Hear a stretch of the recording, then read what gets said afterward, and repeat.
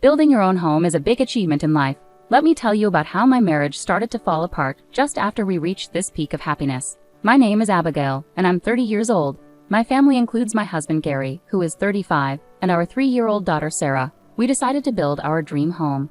You might think everything was smooth sailing and filled with happiness. That's what most people would assume. But for me, it's quite the opposite.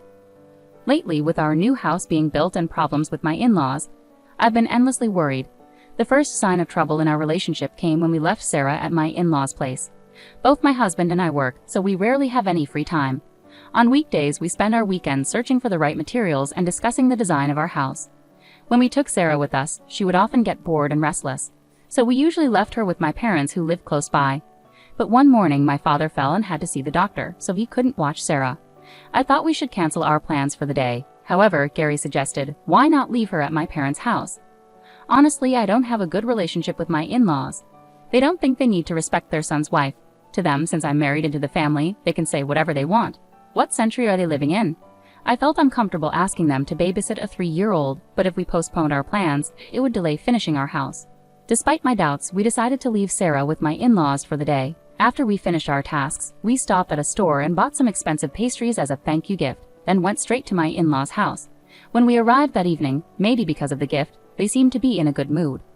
After thanking my mother-in-law and father-in-law, on our way home Sarah asked, "Where's Grandpa and Grandma's room in our new house?" "Sweetie, what do you mean? Did Grandpa and Grandma ask you that? What did you tell them?" I asked. "I told them I didn't know," she replied, then went back to talking with her stuffed penguin she calls my parents. Granddad and Granny, so Grandpa and Grandma would refer to Gary's parents. Perhaps they were wondering if there's a guest room for them in our new house. At least, that's what I thought back then. After that day, my in-laws started visiting frequently, especially in the evenings on weekdays or holidays when we were home. Right now, we're living in a small, older apartment to save money for our house. Whenever my in-laws came over, they would immediately sit down on our dining chairs or sofa, asking to see the blueprints and paperwork for our house that was still being built. Before I could say anything, Gary would eagerly show them everything, explaining in detail. Why does he show them every time? It's already exhausting. They visited so often that my mother-in-law bombarded me with questions. It felt like I was being interrogated in a congressional hearing. It wasn't my husband in the hot seat, but me.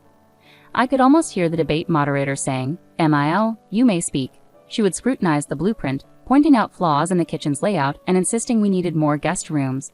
She'd argue about the need for spare space and even joke about the declining birth rate, thankfully not seriously asking for my thoughts on it. Then it was my turn to respond. "Ms. Abigail, I'd say based on our discussions with my husband and the construction plans we've already set in motion, it's too late to change the layout." But my frustration grew as more questions followed about furniture and appliances. My mother-in-law claims to be a home expert. I've visited many friends' homes and seen different room setups. With that experience, I can easily recognize comfortable rooms and quality furniture. "This house and these rooms don't feel right, they have bad vibes, so things won't go smoothly," she declared with expert emphasis. It was a bit much, considering she's just my mother-in-law. She was so irritating that I jokingly suggested, "What if we turn it into a multi-generational home and split the costs 50-50ths?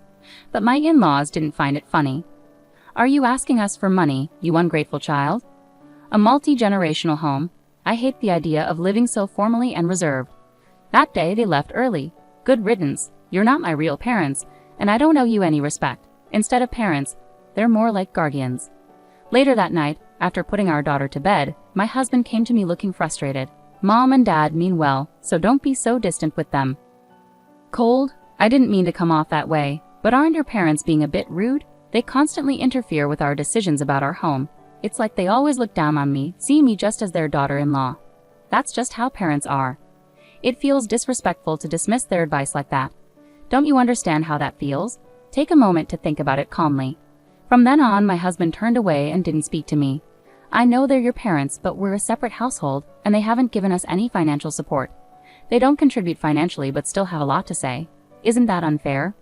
My husband told me to calm down, but instead of cooling off, I was boiling with anger over the injustice, which made it hard to sleep. After some ups and downs, our house was finally finished. Just as our family was happily moving in, something unexpected happened. My parents are moving in with us starting today. Dad can take the bigger room upstairs and Mom will be fine in the smaller one. Wait a minute. Hold on. Where is this coming from? We agreed that one of the upstairs rooms would be for Sarah. I never heard anything about this. Plus, what if your parents decide they don't like the rooms? They might not say anything, but they've already seen them. Your parents checked out the rooms the day before we did. Wait, they saw the house before us? Yeah, they wanted to see it, so I gave them my key. It's not a big deal, my husband replied, clearly annoyed as he returned to working on the half-done TV cables. Not a big deal? Well, it is now. It's become a really big deal. I didn't want to see my husband's face, so I left the kitchen where I was packing and went upstairs. I locked myself in the room, trying to clear my head amidst the mix of anger and confusion. Thankfully, I had already dropped Sarah off at daycare, giving me some space and time to think amidst all the unpacking. The sudden news about living with my in-laws made me completely fed up with both my husband and his parents. I didn't want to spend another moment with them, but we had just invested significantly in this house. I needed to calm down and think rationally. I had to figure out what needed to be said and what didn't for the sake of my daughter and myself. I stayed in my room, deep in thought, waiting for my in-laws to arrive as my husband had mentioned they would be coming in the afternoon with a truck full of their belongings. You could at least greet us. Honestly, such rude people. Oh my, nothing's unpacked yet? You're so slow. I overheard my in-laws complain as they made themselves at home downstairs. I decided to go downstairs and face them at the entrance. Excuse me, but I wasn't informed about this living arrangement, I said, my voice unexpectedly cold. My father-in-law appeared annoyed and shot back. I told Gary, that should be enough. No, it's not. This morning was the first I heard about your plan to move in from Gary. I have no intention of living with you, especially after such disrespect. What? Gary agreed to it. You think you can defy your husband like that? Such a presumptuous daughter-in-law. If you don't like it, maybe you should leave. This is hopeless. We've always struggled to communicate properly with them. As I pondered my next words, my husband rushed over. What's going on, Abigail? Why are you arguing with my parents? This isn't just an argument.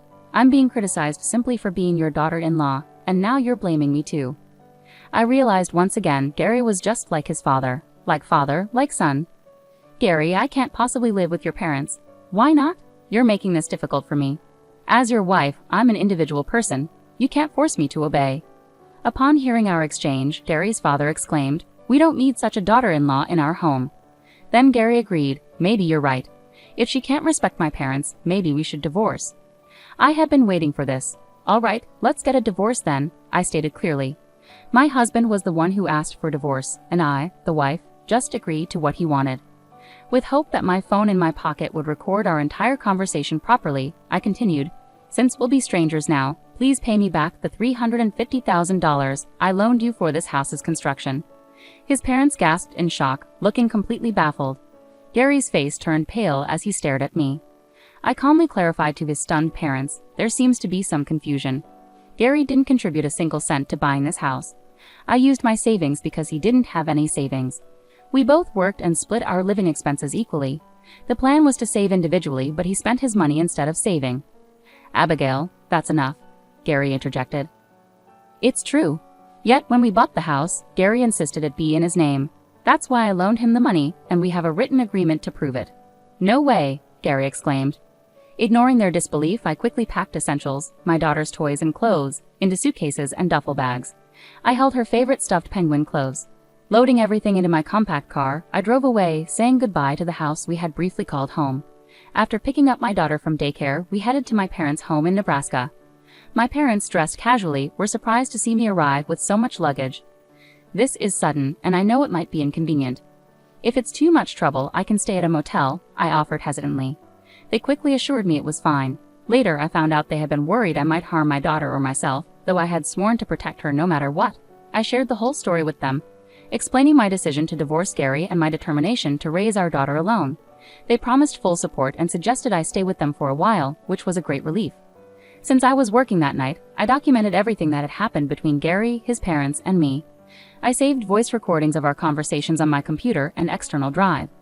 Armed with this evidence, I visited several law firms on my days off until I found a trustworthy lawyer and officially hired them. A week flew by in the hustle of everyday life since I left our new house. That day, after finishing work and leaving the office, I was surprised to find someone waiting for me. It was my husband, or rather ex-husband, though technically still my husband on paper until the divorce was finalized. I had no intention of speaking with him, but the fear of potential aggression kept me on edge. So I thought we should go somewhere public, he suggested, and we entered a coffee shop together.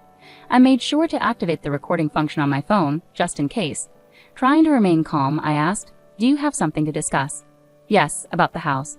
I'll transfer it to you and change the name on the deed. Can we consider the money issue settled?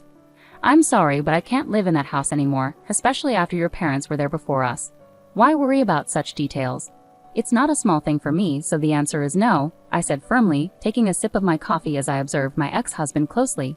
His hair was messy, sticking out in places, and he had some stubble on his chin. Despite wearing a suit, his shirt was wrinkled, as if it hadn't been ironed or cleaned properly. I wondered about the kind of life he was leading, but he looked worn out. Please, Abigail, I can't repay such a large sum of money that easily. You knew it was a significant amount when you borrowed it, didn't you?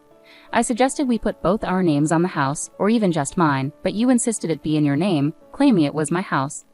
I thought I was the homeowner.